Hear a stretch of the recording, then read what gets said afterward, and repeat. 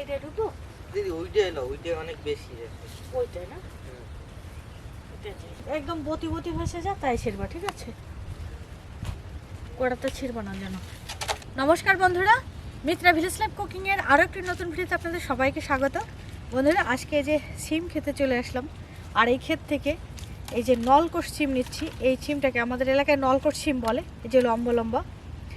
বন্ধুরা আজকে এই সিম দিয়ে গ্রাম্য পদ্ধতিতে দুটো অসাধারণ রেসিপি শেয়ার করবো আপনাদের সাথে, যা গরম ভাতে খেতে দারুণ লাগবে আর খুব সহজেই রান্না করা যায়। তো বন্ধুরা সম্পূর্ণ ভিডিওটা দেখতে থাকুন, সাথে থাকুন।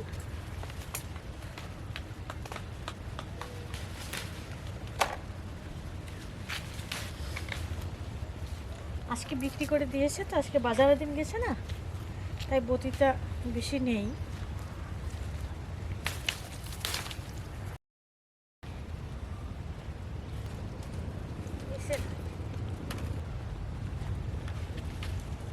কয়টা পাইছো তুমি?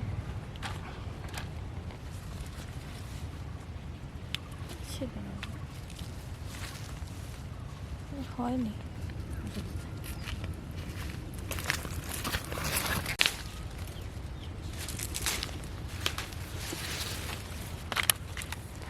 বন্ধুরা অনেকগুলো সিম নিয়ে নিলাম, তো চলুন রান্নাঘরে চলে যাই। আর লাগবে না, অনেকগুলো নিয়ে নিয়েছি।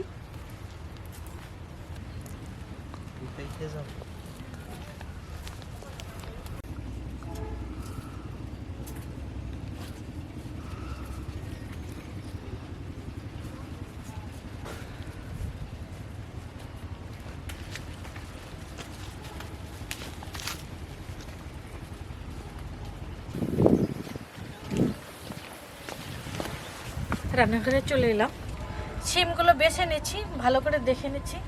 আমিও ছুরি দিয়ে কাটি দিদি। কাটো, দেখে নেবা সিম। এইভাবে একটু তাকাই দেখে নিবি, যদি সিমে পোকা থাকে তাহলে সেটা দেখা যায় বাইরে থেকে, বুঝলি? এই এই পিঠের যে আঁশটা, এটা ফেলে দিয়ে নেবা। এই দেখ, এই কীভাবে করিয়ে দেখে। এই আমার ভাইদের আমি রান্না শিখাই।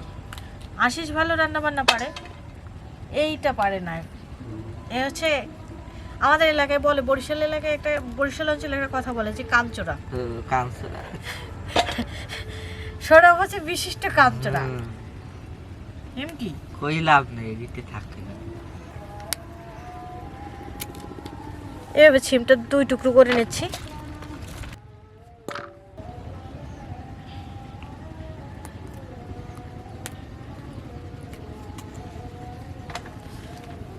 পাগলামি করতেছে কেন? তুমি কি ঢাকাইয়ে না টাঙ্গাইল? কেন টান্নে টান্নে কথা? কোন জায়গায় আমি টান্নে কথা কইছি? তুই কি কত লাগে আমি বলছিলি কথা কম? বরিশাল না, তুই শুদ্ধ কর, ঠিক আছে? হ্যাঁ লাইলে যশোরে তো কও এটাও দিয়ে। বন্ধুরা সিমগুলো আলোতে ধরে দেখে নেবেন। এই যে দেখুন, এই যে দেখুন কি পোকা। এই যে সিমটা অনেকে জানেন, সবাই হয়তো জানেন, তারপরে যারা একদম নতুন আছেন তাদের জন্য বলছি, সিমটা এভাবে আলোতে ধরবেন।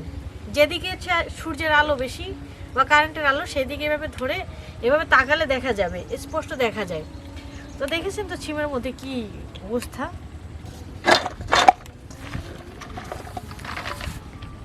বন্ধুরা এই সিমটা কেটে নিলাম রান্না করার জন্য, আর এই সিমটা দিয়ে ভর্তা বানাবো। তো রান্না করার জন্যটা আগে ঘুষিয়ে নিই, রান্নার আর বাকি যে উপকরণগুলো আছে সেইগুলো ঘুষিয়ে নিই, তারপরে ভর্তার সিমটা পরে কেটে নিই। এই সিমগুলো আবার চেক করে দেখি। দেখো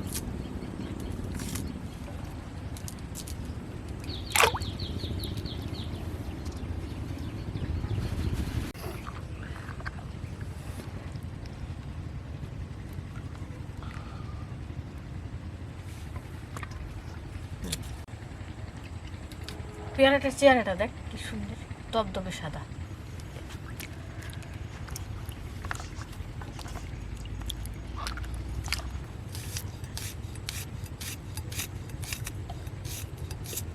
রসুনটাই ছোট ছোট করে কুচিয়ে নিলাম। সব বোনা হয়ে গেছে। কয়টা?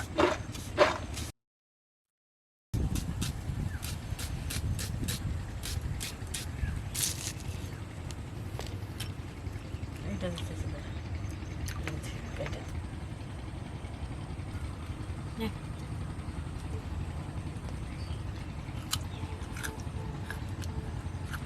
শীতে ভালোই মিষ্টি, শীতে তো মিষ্টি হয়। বন্ধুরা বড় সাইজের একটা টমেটো কেটে নিচ্ছি সিম রান্না করার জন্য।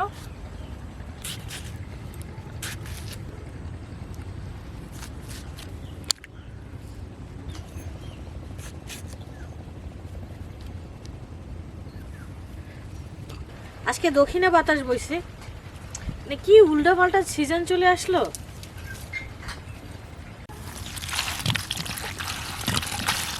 শুকনো কড়াইতে কয়টা ধনিয়া টেলে নিচ্ছি।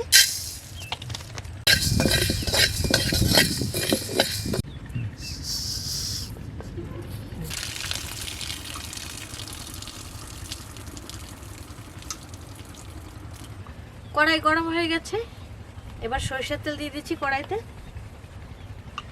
আমি সব তরকারি সরষের তেল দিয়ে রান্না করি, এই রেসিপিটা চেষ্টা করবেন সরষের তেলে করার। সরষের তেলে করলে খুব ভালো লাগে খেতে। তেল গরম হয়ে গেছে, কটা কালো জিরে ফোড়ন দিয়ে দিলাম। এবার দিয়ে দিচ্ছি রসুন কুচি। দেখুন একদম কুচি কুচি করে নিয়েছি রসুনটা, তো রসুনটা দিয়ে দিলাম।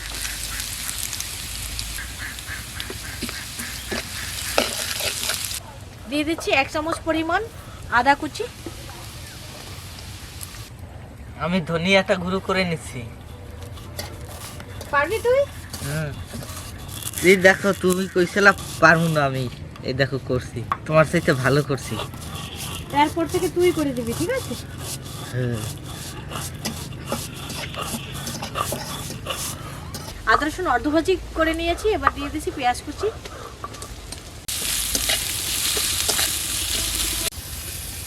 হয়েছে দেখো না, একদম ফ্রেশ করে ফেলবা। পেঁয়াজ রসুনটা ভালো করে ভেজে নিয়েছি, এবার দিয়ে দিচ্ছি কুচানো টমেটোটা। ছোট ছোট কেটে রাখা টমেটোটা দিয়ে দিলাম।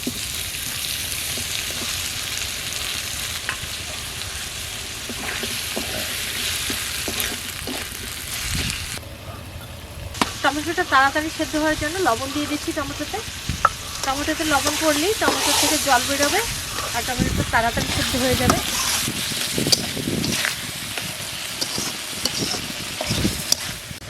হয়েছে কিনা দেখো তো। হ্যাঁ, এবার হয়েছে, নিয়ে আসো। দেখুন বন্ধুরা, ধনিয়াটা কত সুন্দর গুঁড়ি করে নিয়েছি, আর দিদি বলে আমি নাকি কাজ পারি না।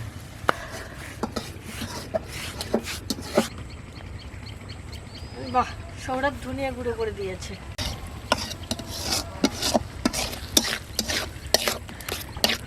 টমেটোটা খুব ভালো করে কষিয়ে নিয়েছি, একদম আঠা আঠা হয়ে গেছে টমেটোটা।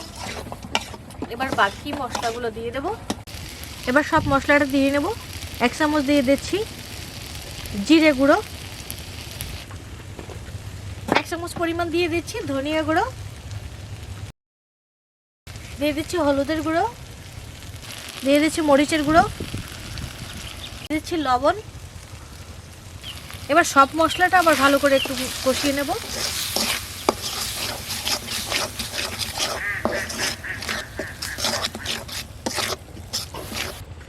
এবার দিয়ে দেব 3 চামচ পরিমাণ বেসন। 3 চামচ বেসনটা দিয়ে মশলার সাথে একটু সময় নিয়ে ভালো করে কষিয়ে নিতে হবে।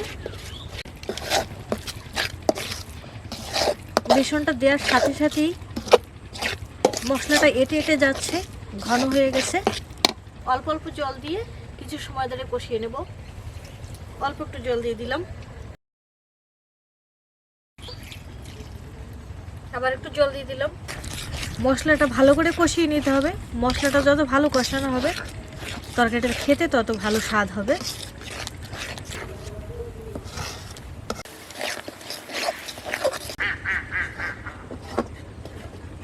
মশলাটা অল্প অল্প জল দিয়ে দুবার করে কষিয়ে নিয়েছি।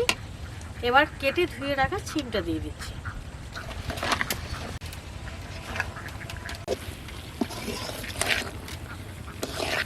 সিমটা দেওয়ার পরে একটু নেড়ে চেড়ে নিচ্ছি। সিমটা দিয়ে ভালো করে একটু নেড়ে চেড়ে কষিয়ে নিলাম। এবার জল দিয়ে দিচ্ছি।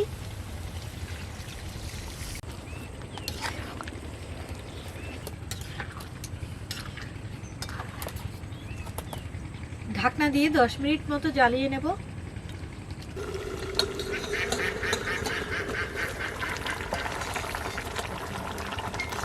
দুই মিনিট পরে একটু ঢাকনা তুলে একটু নেড়ে দিচ্ছি, যে নিচে লেগে গেছে কিনা দেখে নিলাম।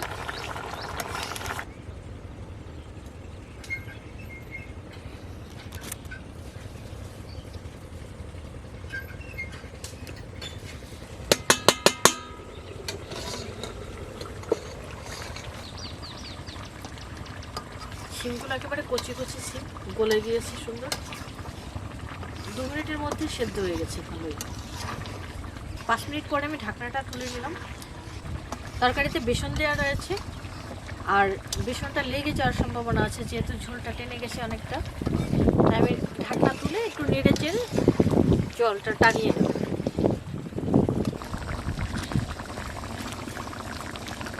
পাখিরে ভাত দিচ্ছি।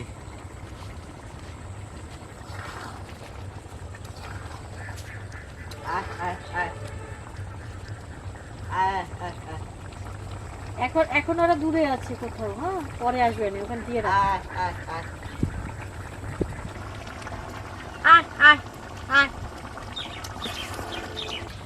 পাখি উপরে বসে সাড়া দিচ্ছে কিন্তু দাদা, দেখছো যে কটা ডাক দিচ্ছ সেই কয়বারই ডাকছে বসে বসে। ওই যে এখন মাঠে চাষ করছে তো, জল টল দিচ্ছে, ওইতে পোকা সোকা খাচ্ছে। আসবে না, একটু পরে চলে আসবে না।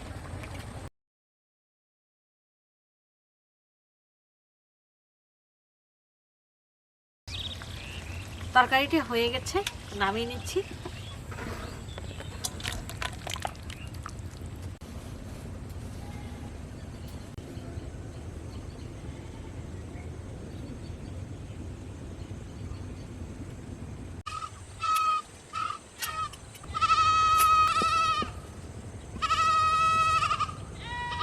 বন্ধুরা তরকারি নামিয়ে নিয়েছি, আবার কড়াই বসিয়ে দিলাম।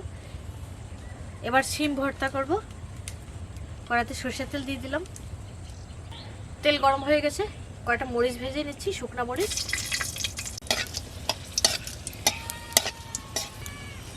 মরিচটা ভেজে তুলে নিচ্ছি।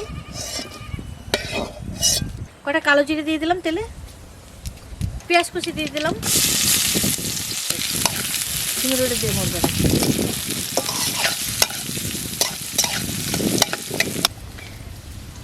4 কোয়া রসুন দিয়ে দিলাম, কেটে ধুয়ে নিয়েছি। ছিমটা দিয়ে দিলাম।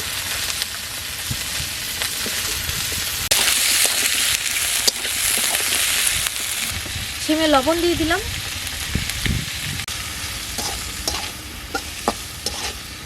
শিমে অল্প একটু জল দিয়ে দিচ্ছি। একটু হলুদের গুঁড়া দিয়ে দিলাম। এবার একটু ঢেকে দেবো, ঢেকে দিয়ে জলটা টেনে যাবে আর শিমটাও ভালো করে সেদ্ধ হয়ে যাবে, সেই রকম করে ঢেকে দিচ্ছি। এই ভর্তা বানানোর এতে তো তেমন কিছু দেওয়া নাই, এত সুন্দর ঘ্রাণ আসে কেন? সুন্দর ঘ্রাণ আসে, এটা মনে করো রাঁধুনির গুণ, বুঝতে? রসুন আর ওই যে কালো জিরে, ওইটার ঘ্রাণটা সুন্দর। আর ঢাকনা দেওয়া ছিল, যে ঢাকনা তুলেছি সুন্দর ঘ্রাণ আসছে। শিমটা সেদ্ধ হয়ে গেছে, একদম খুব সুন্দরভাবে গলে গিয়েছে, এই যে দেখুন। তা এখন শুধু একটু নেড়ে ছেড়ে জলটা টানিয়ে নেব। এভাবে শিম ভর্তাটা বানালে খুব খেতে ভালো লাগে। আর এই জলটা যদি সেদ্ধ করে ফেলে দেওয়া হয় তাহলে কিন্তু শিম ভর্তার অত ভালো স্বাদ আসে না। জলটা টেনে গেছে, এবার তুলে নিচ্ছি। বন্ধুরা দেখুন, একদম বাটাবাটির ঝামেলা ছাড়া এই ভর্তাটা কত সুন্দর হচ্ছে। এই যে মরিচ ভেজে রেখেছিলাম, ভিতরের আটিগুলো এভাবে ফেলে দিয়ে নিচ্ছি।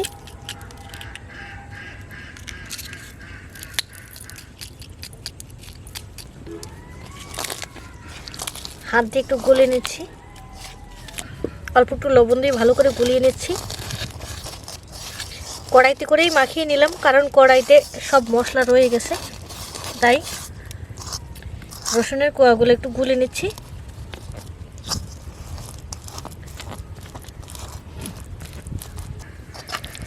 ভর্তাটা মাখিয়ে নিয়েছি, এবার তুলে নিলাম বাটিতে।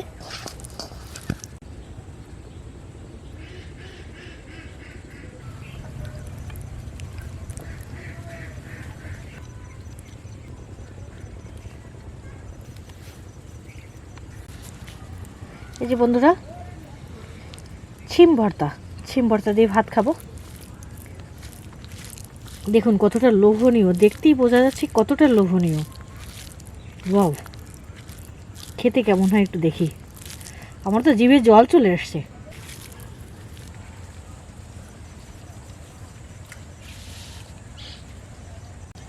কেমন লাগছে দাদা? দারুণ হয়েছে সত্যি বন্ধুরা, মানে ভর্তাটা যখন মা খাচ্ছি তা আমার জিভে জল চলে আসছে। সত্যি কথা, এবছরে শিম ভর্তায় প্রথম খাচ্ছি। অসাধারণ, সত্যিই ভাল লাগে দিদি। বন্ধুরা এইভাবে শিম ভর্তা খেয়ে দেখবেন একদিন। বাটাবাটির কোনো ঝামেলা নেই, আর খেতে সত্যি অসাধারণ। গরম ভাতে খেতে তো জাস্ট আর কিছু লাগে না দিদি। যারা রসুনটা পছন্দ করেন না তাদেরকে বলবো যে এই ভর্তাটার সাথে একটু রসুনটা খেয়ে দেখবেন, তাহলে এই রসুনটা না খেলে ভর্তার সাথে অতটা টেস্ট হবে না। এবার এই তরকারিটা নেব।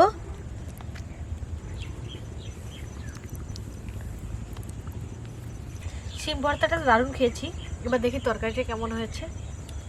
দেখে তো মনে হয় অসাধারণ লাগবে। খেয়েই বলো কেমন লাগছে।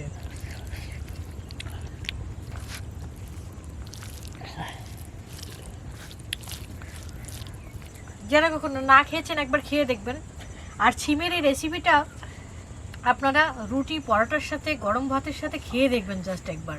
জাস্ট আমি যেভাবে রান্না করেছি সব উপকরণ এভাবে ঠিক রেখে শিমের এই রেসিপিটা একদিন করে খাবেন, তারপর জানাবেন। আমার মনে হয় না কেউ বলবেন যে ভালো লাগেনি।